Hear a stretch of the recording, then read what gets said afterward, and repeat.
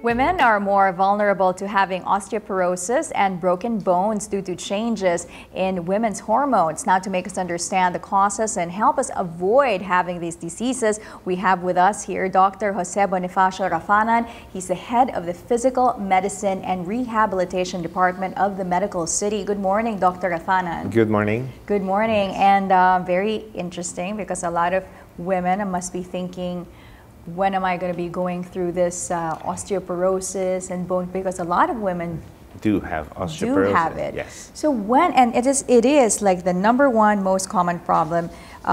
And why? What age usually do women need to start worrying about this disease? So women are very prone to having osteoporosis, primarily when they go into their menopause. So once they stop their menstruation, right, then the risk of having osteoporosis is there.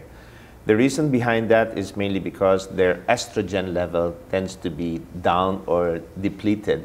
And the estrogen is responsible for providing now, of course, like stability of the bones. Okay? So without the estrogen, then there is already the risk of the bone being depleted.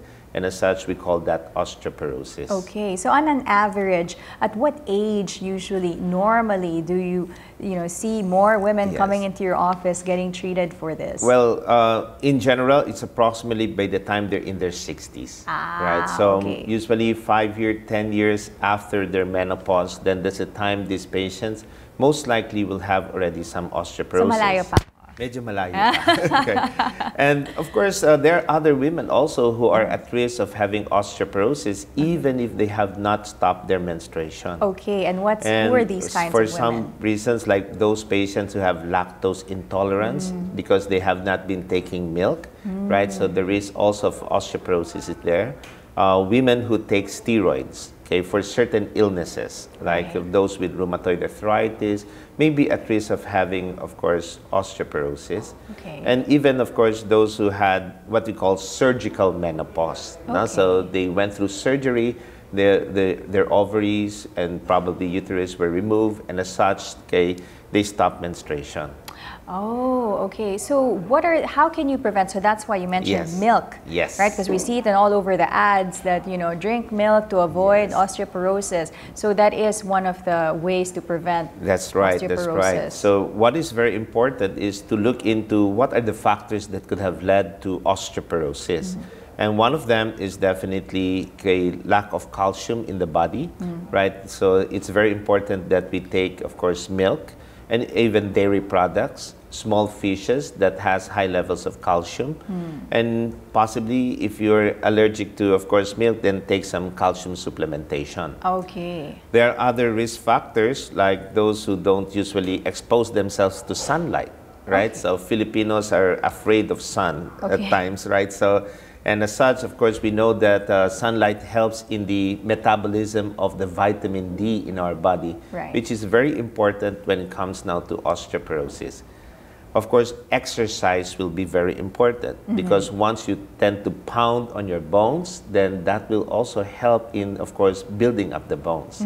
So exercise, diet, sunlight exposure, right, would be a very important aspect when it comes to preventing osteoporosis. Okay, now we always think osteoporosis, we think of women. What about men? Do men get osteoporosis? Yes, although of course they usually end up having osteoporosis on the latter part of their age or their lives. Now, so approximately by the time they're 70 years old. Okay. But you said also it varies, because sometimes I know men in their, maybe 60s or 50s will have knee surgery. Is that due to osteoporosis? Well, this is most likely due to osteoarthritis, which is also very common in women, especially osteoarthritis of their hands.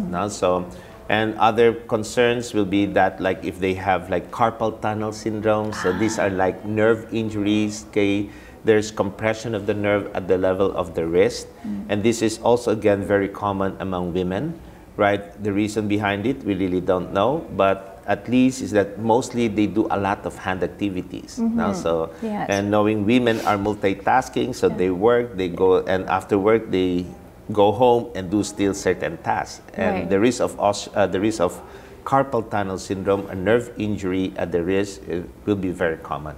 That's funny that you mentioned carpal tunnel with the hands, because I once spoke to a doctor that said that maybe too much iPad or too much iPhone can cause carpal tunnel. Well, there are certain, yes, there's a possibility, like this all day, right? Yes, but we cannot actually say so that that is very much the primary reason. So it's multifactorial. So there are a lot of factors that can lead to carpal tunnel syndrome. Yes. Now, what are the symptoms that we should watch out for when it comes to bone diseases? So we know when to see a doctor. The problem with bone diseases at times is that you don't feel anything, right? So, and as such, it is very important that we be informed, educated, at the possibility of having these conditions, primarily like osteoporosis. So it's a silent disease. At times it only strikes when you're already having a fracture, right? And that's the only time women found out that they already have osteoporosis.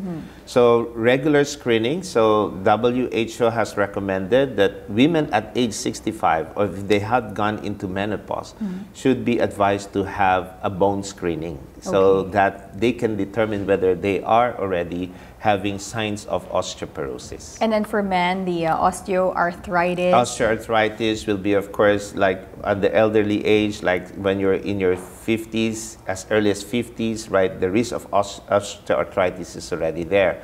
Well, proper body mechanics will be very important. Taking care of your joints will be very important. Doing regular exercises, right, to maintain the stability of our joints will be very helpful. Yeah, because sometimes you don't know, like, you know, you can slip in the bathroom. And that's true. We hear stories like that. That's right. And that's very important that, of course, we need to put them on a regular exercise to improve their balance so that the risk of falling is lesser. It is very important to maintain the strength of our muscles. These are the muscles that stabilizes now the joints and therefore preventing now further osteoarthritis from setting in.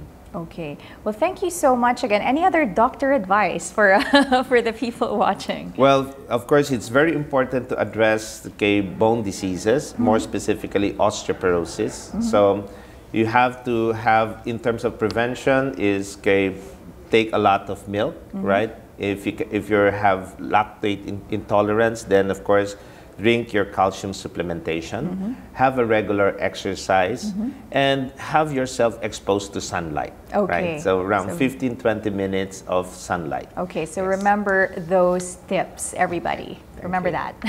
Take care of your bones. All right, thank you so much again, Dr. Rafanan, for coming to Daybreak and shedding light on this matter. Thank you. My pleasure. Thank you.